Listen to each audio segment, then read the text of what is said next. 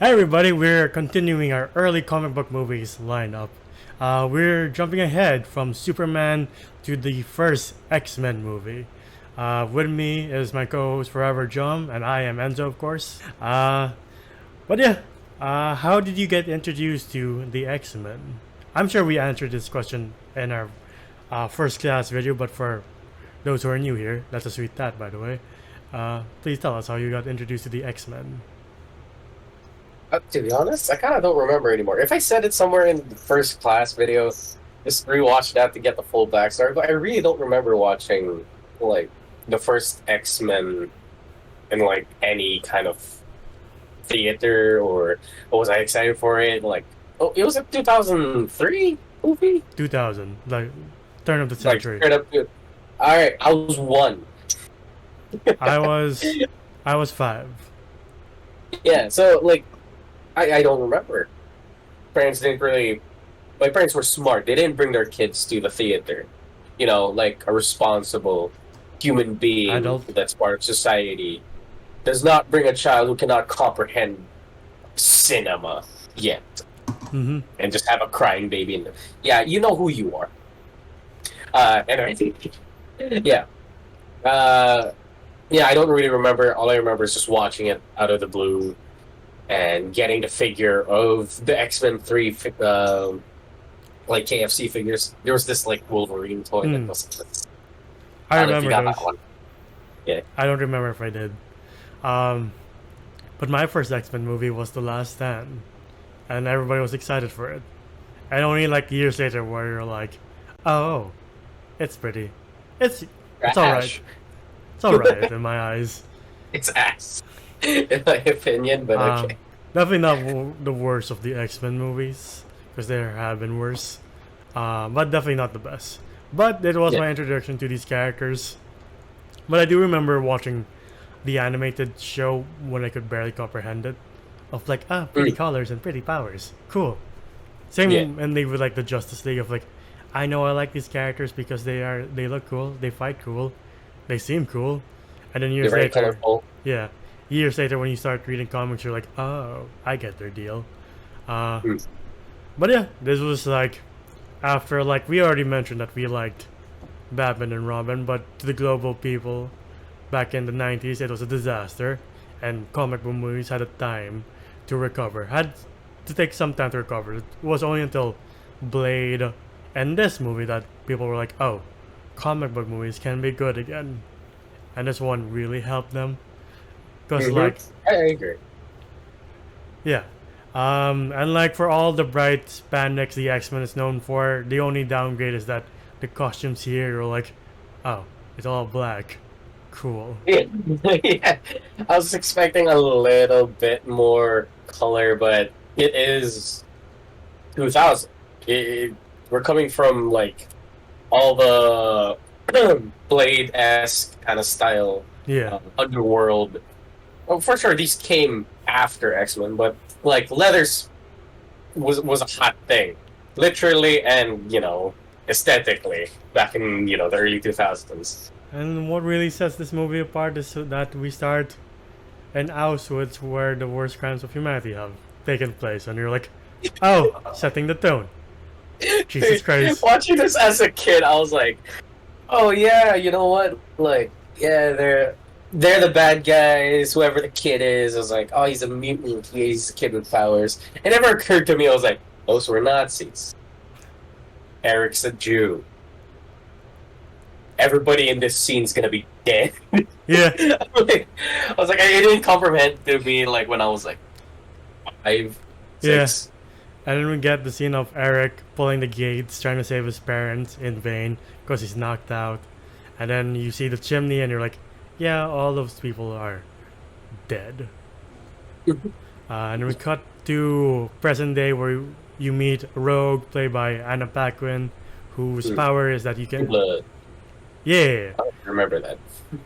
Her power is that she can drain people's life force when she touches someone. Mhm. Uh, So it's pretty much a natural cock block. yes. Yes. Yeah, sure. Sorry. But you see how people respond to mutants with like the Senate hearing with Senator Kelly, and Jean Grey, played by Frankie Jensen. I think that's how you pronounce her name.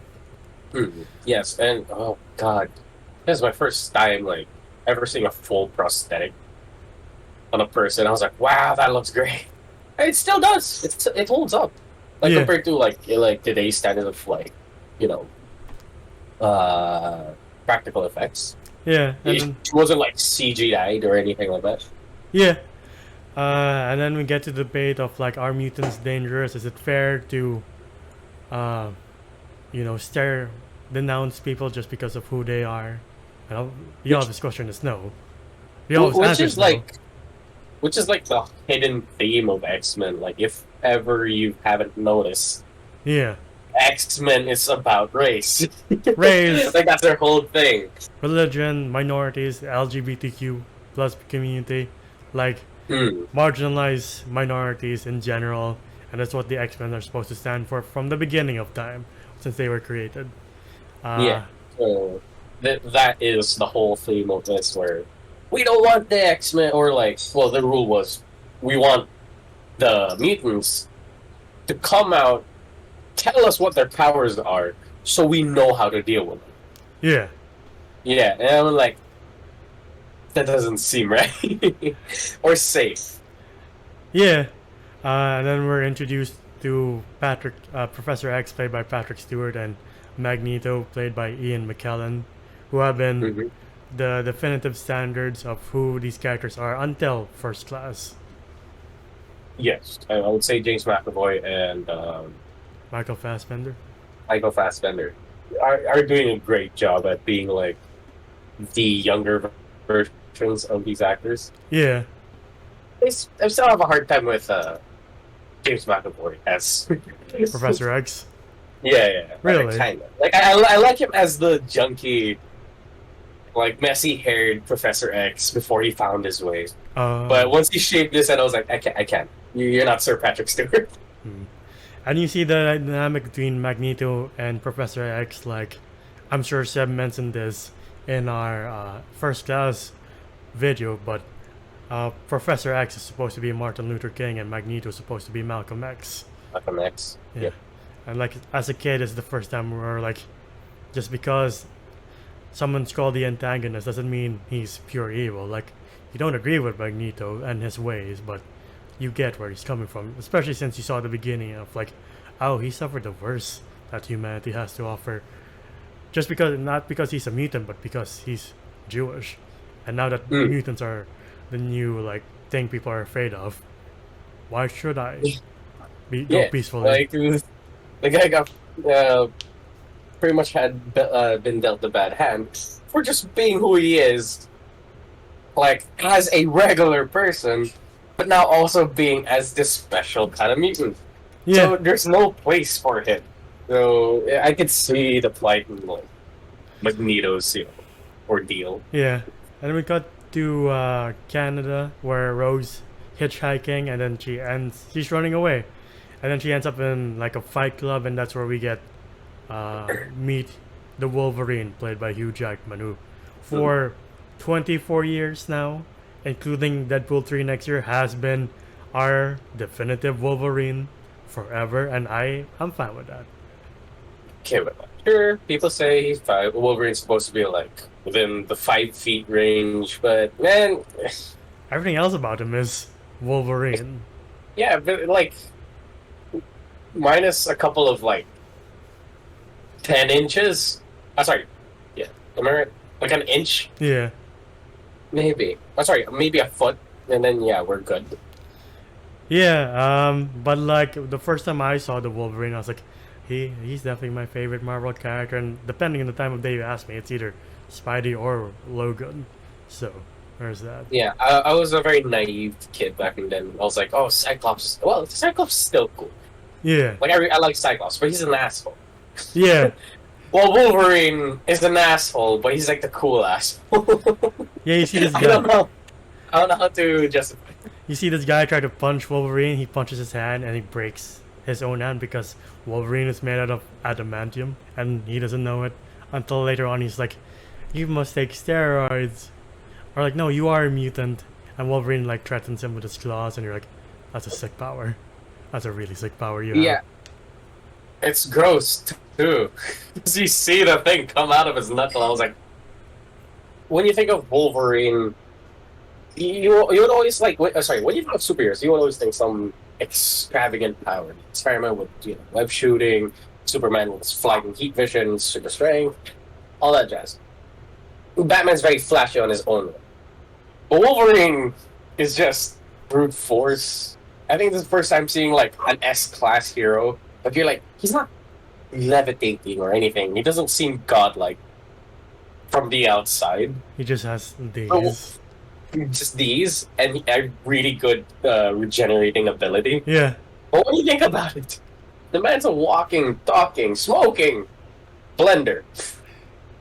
So I say that's a god on its own, and I was like, wow, I would rather have a very fast healing ability and very sharp claws rather than lasers coming out of my eyes and probably destroying my whole school. You know, I Yeah, saw but the thing is, I can't swim. Rogue asked Wolverine, like, can I join you? At first, he's like, no, fine. And then they get ambushed by Sabretooth. And, like, if you're a fan of the comics, you're like, oh shit, Sabretooth, we're gonna get. Oh, it's barely. No. Yeah.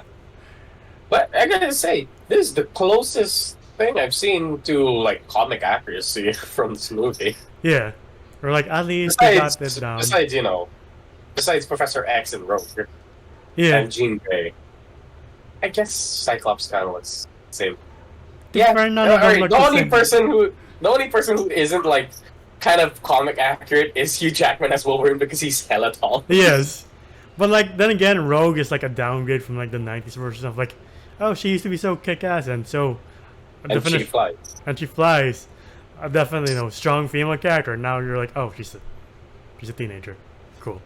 She's a damsel in distress. Yeah. It doesn't really do much in the second movie. No. We're like, oh, okay. I guess this movie is the beginning of a very inconsistent universe, but oh well, count your blessings. But yeah, they're rescued by Cyclops, played by James Marsden, and Storm, played by Halle Berry, who this begins James Marsden's movie universe of like him teaming up with animal-centric characters. This was the start? I guess. Why? I don't know. He's Wolverine, and then becomes Peter Rabbit, and then becomes Sonic. He's just paired up with like animal-centric or like weird CGI characters throughout his career. I don't know why that is. The guy's a great actor. Oh god, he was also kind of like the same person from Enchanted. He was also Lois Lane's lover in Superman Returns. Oh yeah. Well, husband, not lover. So yeah, husband. Yeah, Superman was cut in that one. So Yeah. But going back to this universe, after they're rescued, Wolverine is introduced. Wolverine is our eyes into the world of Professor X's school, the school for gifted youngsters. And like, if you know the comics, I'm sure everyone is excited of like, at least they got this part right, of Professor X being the leader of the school and of the X-Men. And he promises Logan like, look, I'll help you remember your past. Just help us figure out what Magneto wants with you, because they think he's after them.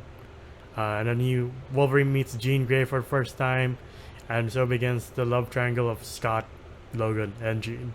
They're like, all right, I got that right too. Cool. all that's missing is Wolverine touching a frame of Jean Grey while crying. And then Magneto kidnaps Senator Kelly with the help of Mystique, and I do like the prosthetics of Mystique, where it's all just makeup and all that jazz, and you're like, that's pretty cool. Not to like rag on like the newer version, but like I like practical costumes. I mean, Jennifer Lawrence was pretty much practical as well. She was, but she started phoning it in like towards the latter half. The end, yeah. Like you know how like Mystique is a mixture of like somewhat of a reptile-ish Yeah. and human. While as we went further, it just became more human, so it's not weird, and people would stop calling us furry for liking Mystique. Yeah. Yeah, and you see that Magneto, with the help of the Brotherhood of Mutants. I like how Bryan Singer doesn't call them the Brotherhood of Evil Mutants, because otherwise you'd be like, oh, they're bad. Yeah, No, yeah. it's just the Brotherhood of Mutants. No, but this is the time where superhero movies were touching upon gray areas now. Yeah, Both Charles and Eric both have the same idea of what they want for this world. Both have different methods of executing it, though. yeah, So that's the whole thing. We have that here as well with Bonifacio and Cerizal. Kind of same goal, different ways of executing them. Um, and like he turns Senator Kelly into a mutant, and when he gets free, he's like, "It's fine." I hate this. I hated Senator Kelly's Liquid form. fate. Like, okay, look, we're just gonna be glossing over this poor man's arc. Yeah, Guy gets kidnapped. Guy turns into a mutant with the worst power, if you can't control it, is he turns into liquid. yeah, and people are shocked And because like the number one senator against mutants is a mutant. What the fuck are you mutant? saying then? Yeah, so like, and like he walks on the beach, he's naked, and kind of you see his vein and Yeah. stuff. And then when they finally rescue him, and they ask him like, what's Magneto up to and all that jazz, and he dies and just turns into a puddle. Yeah, I was like, wow, I don't think 5-year-old me was ready to see that. Like, it's not gruesome, it's not gory in any way, but I was like, what would happen if that happened to me? but before that, we get the scene of like Rogue waking Logan up for a nightmare, and then Logan just stabs her by accident. You're like, oh shit, what do we do now? Then Rogue just takes his life force and heals herself, and you're like, oh, thank God for that. What a convenient Yeah. plot. Yes, sir. But she thinks that Professor X is mad at her, and then she runs away, and then Logan has to get after her. And then you get the sense, like, I don't think it's Logan that Magneto's after. I think it's Rogue, because he wants to get her powers to turn everyone into mutants. And Mhm. so they I can don't know how die. that science goes, but yeah. Yeah. Just transfer his power to her so that she can turn everyone to mutants, and they can all die, and mutants can take over. Because they are the next step in human evolution, but not a lot of people are, adapted to that, so they will all die. I do like Cerebro. As primitive as this version of Cerebro is, you're still like, again, you're like, at least they got this part right. I know, Mm. because of budget cuts, they had to cut some parts out, like they cut out the danger room. They also cut out Beast, because Beast was supposed to make an appearance here. Really? Yeah.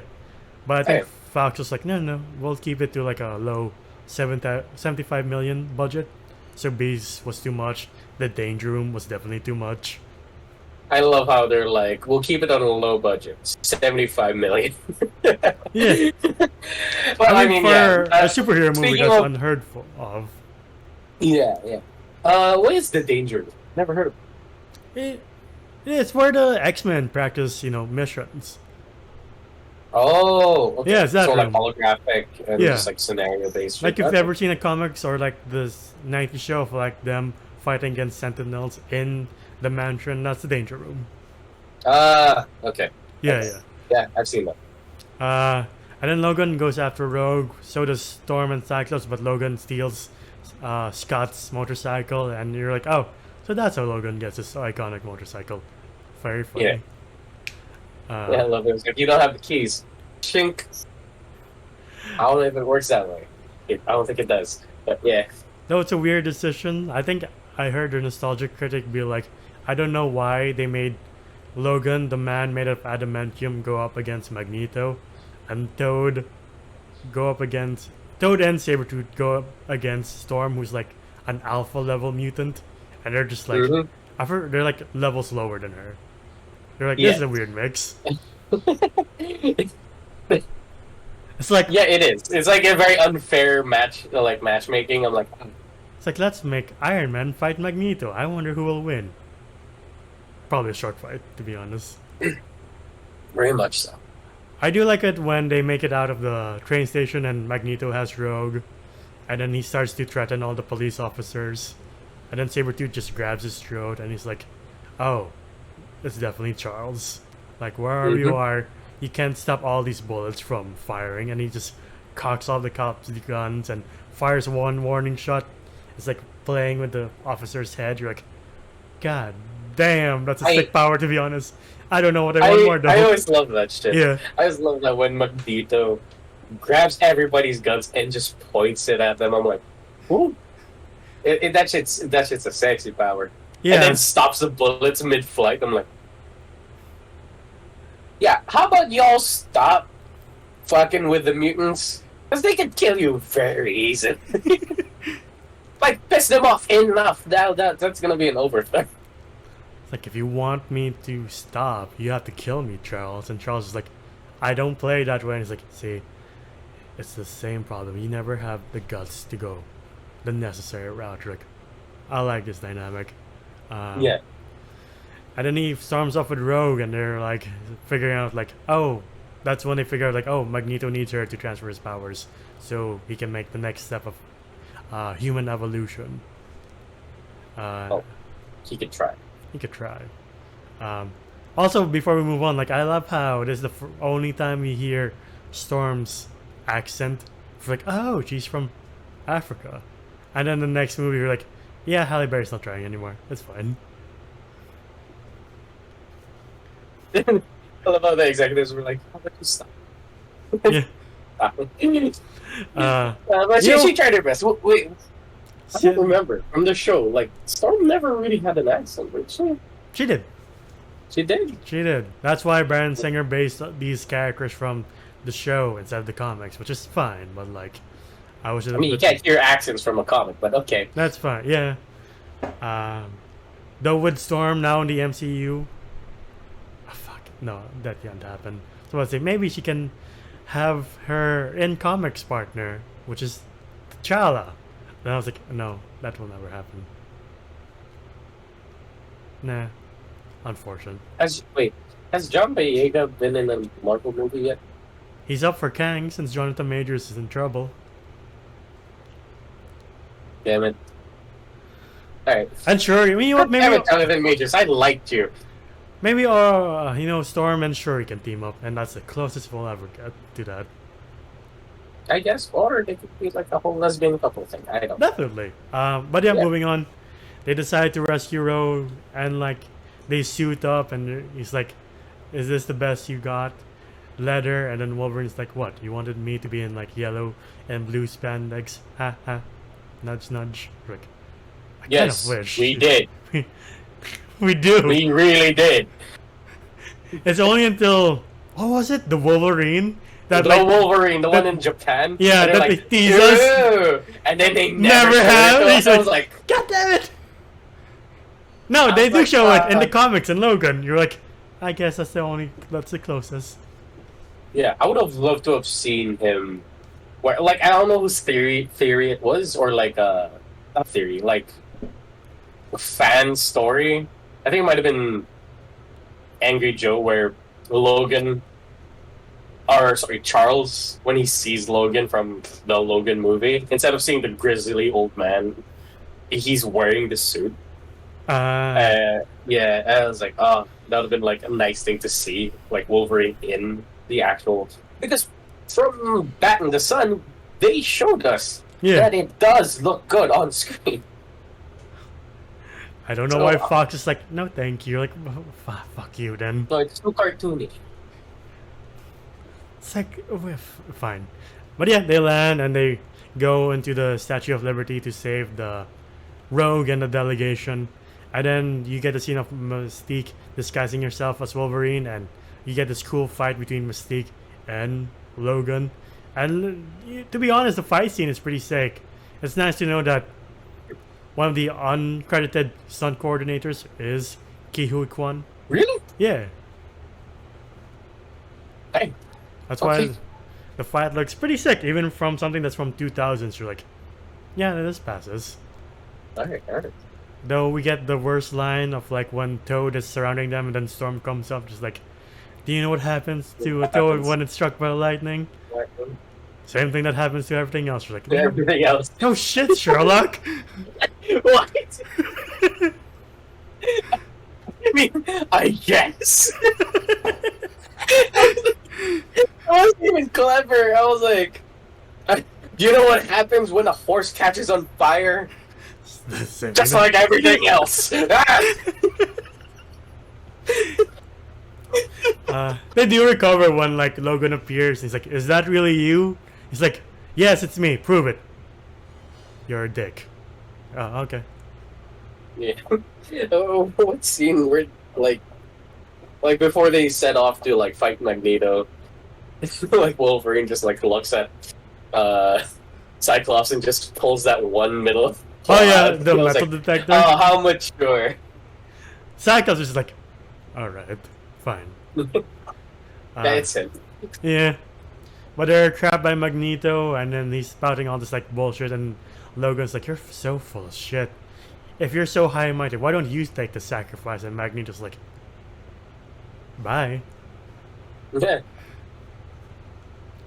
And then Logan sets himself free, and then we do get somewhat of a cool fight between him and Sabretooth. You're like, you know what, this is the best we'll ever get between Logan and I forgot Sabretooth's real name.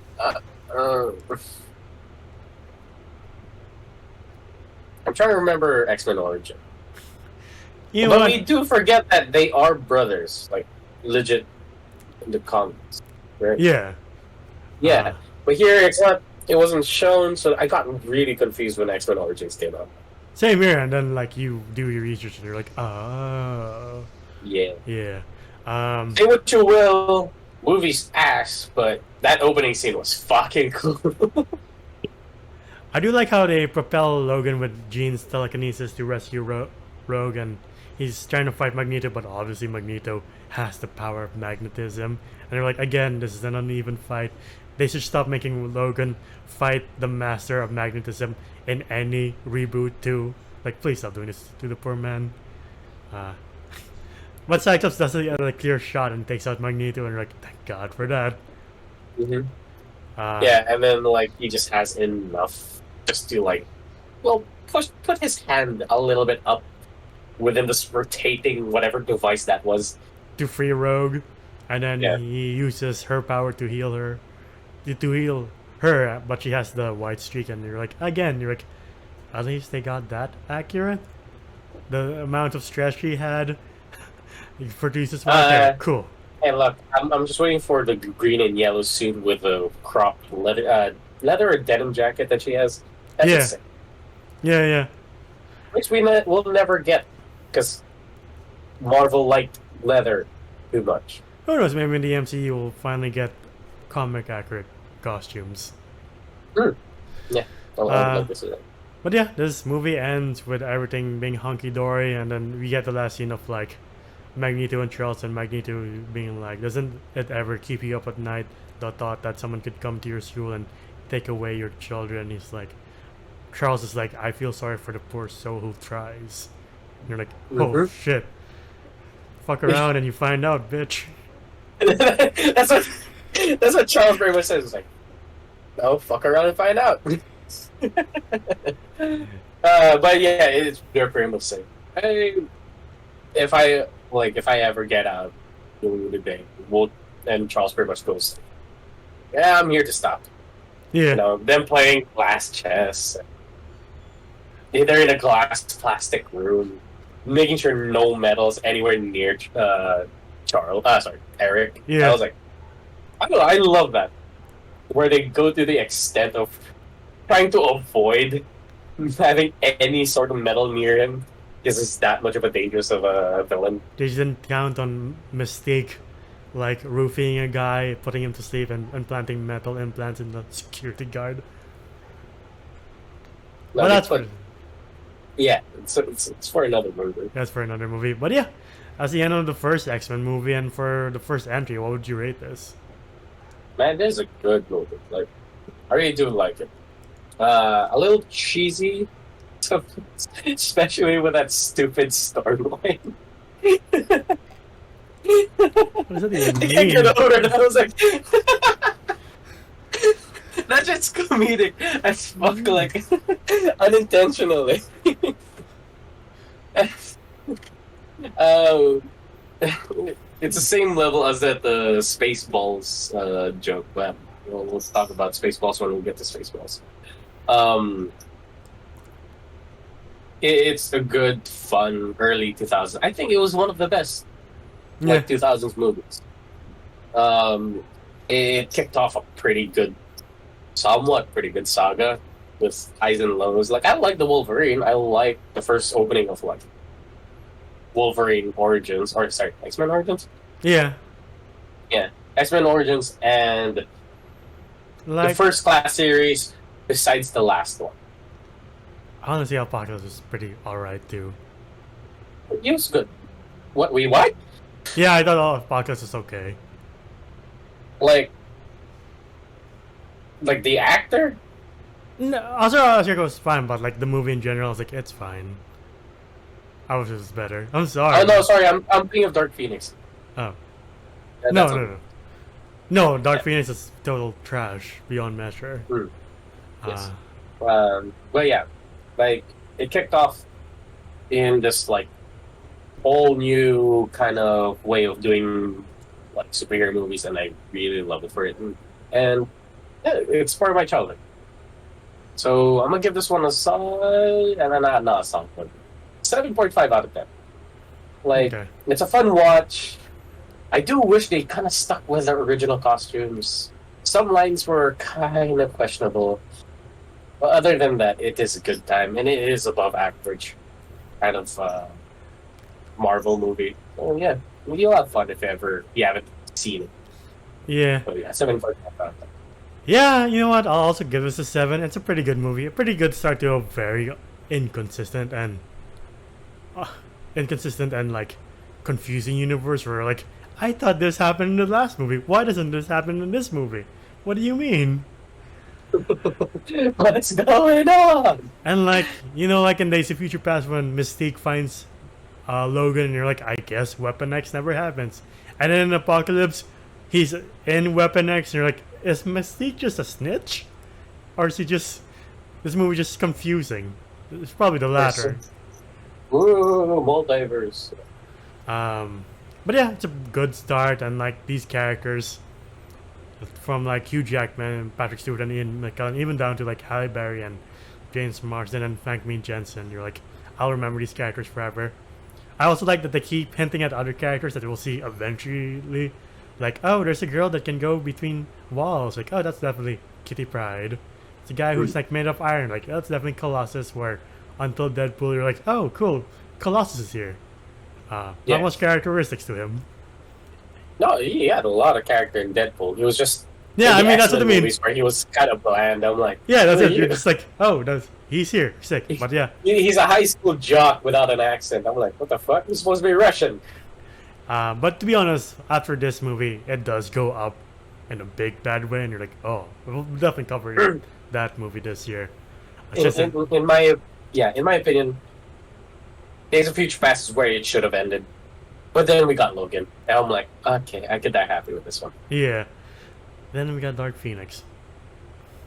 And New Mutants. But anyway, yes, both 7s. It's a pretty good movie. And like, for people who are like, I can't believe you like movies like this before, where you had like the bare minimum. You're like, you don't understand how much we were starving for good comic book content for a long time.